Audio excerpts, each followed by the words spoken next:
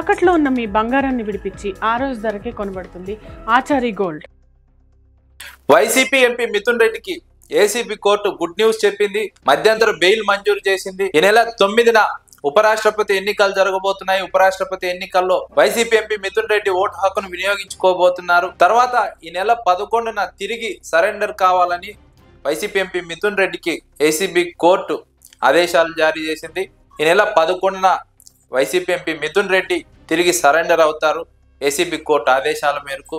అయితే ACB court మధ్యంతర bail మంజూరు చేయడం పైన వైఎస్ఆర్సీపీ శ్రేణులు హర్షాన్ని వ్యక్తం చేస్తున్నాయి. ఎందుకంటే తెలుగుదేశం కూటమి ప్రభుత్వం వారి ఆధ్వర్యంలో నడిచే సిట్ అధికారులు, సిట్ తరపు న్యాయవాదులు వైసీపీ ఎంపీ మిథున్ రెడ్డికి మధ్యంతర బెయిల్ రాకుండా చేయాలని తీవ్రంగా ప్రయత్నించారు. 3 రోజుల పాటు ఏసీబీ కోర్టులో వాదోపవాదాలు జరిగాయి. వైసీపీ ఎంపీ మిథున్ రెడ్డి కేసును పంజాబ్ ఎంపీ అమృత్ పాల్ సింగ్ కేసుతో పోల్చారు. ఆ కేసులో లాగా మిథున్ రెడ్డికి పోస్టల్ బ్యాలెట్ ద్వారా ఓటు హక్కు వినియోగించుకునే అవకాశం కల్పించాలని సిట్ తరపు న్యాయవాదులు కోర్టు ముందు వాదనలు వినిపించారు. వైఎస్ఆర్సీపీ ఎంపీ మిథున్ రెడ్డి తరపు న్యాయవాదులు దాన్ని తీవ్రంగా వ్యతిరేకించారు. అమృత్ పాల్ సింగ్ అరెస్ట్ అయింది జాతీయ భద్రతా చట్టం కింద.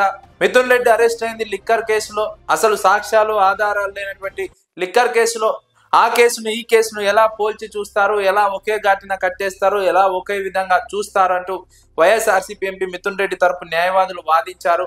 కోర్టు 2 వర్గాల వాదనలు వినింది, తీర్పును రిజర్వ్ పెట్టింది. ఇవాళ తీర్పు ఇచ్చింది. మధ్యంతర బెయిల్ మంజూరు చేసింది. మిథున్ రెడ్డి ఓటు హక్కును నిరభ్యంతరంగా వినియోగించుకోవచ్చు ఉపరాష్ట్రపతి ఎన్నికల్లో. తర్వాత 11వ తేదీన సరెండర్ అవుతారు ఏసీబీ కోర్టు ఆదేశాల మేరకు. తెలుగుదేశం పార్టీ లిక్కర్ కేసులో వైఎస్ఆర్సీపీ నేతలను ఇరికించాలని ప్రయత్నిస్తోంది, అరెస్టు చేస్తోంది. అరెస్టు చేసిన వారిని వేధించాలని ప్రయత్నిస్తోంది. కానీ తెలుగుదేశం పార్టీ అనుకున్నట్టు అన్ని సవ్యంగా జరగడం లేదు.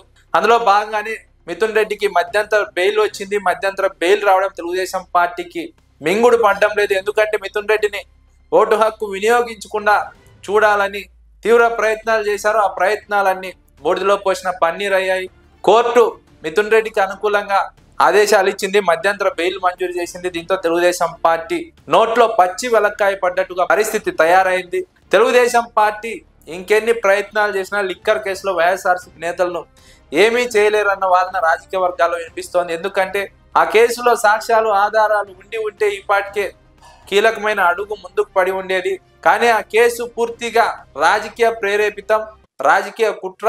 ఆ కుట్రలో భాగంగా తెలుగుదేశం అల్లినటువంటి కథను సిట్ అధికారులు నడుపుతున్నారు. కాబట్టి ఆ కేసులో వైఎస్ఆర్సీపీ నాయకుల్ని ఇబ్బంది పెట్టాలని చేస్తున్న ప్రతి ప్రయత్నము బెడిసి కొడుతోంది. వైఎస్ జగన్మోహన్ రెడ్డి టార్గెట్ గా జరుగుతున్నటువంటి ప్రతి ప్రయత్నం కూడా బూమరాంగ్ అవుతోంది. తెలుగుదేశం పార్టీకి ప్రజల్లో ఇమేజ్ పూర్తిగా తగ్గిపోతోందని రాజకీయ విశ్లేషకులు అభిప్రాయపడుతున్నారు.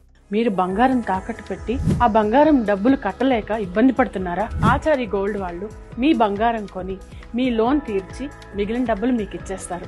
ఇంకెందుకు ఆలస్యం? ఆచారి గోల్డ్ ఈ నెంబర్స్కి కాల్ చేయండి.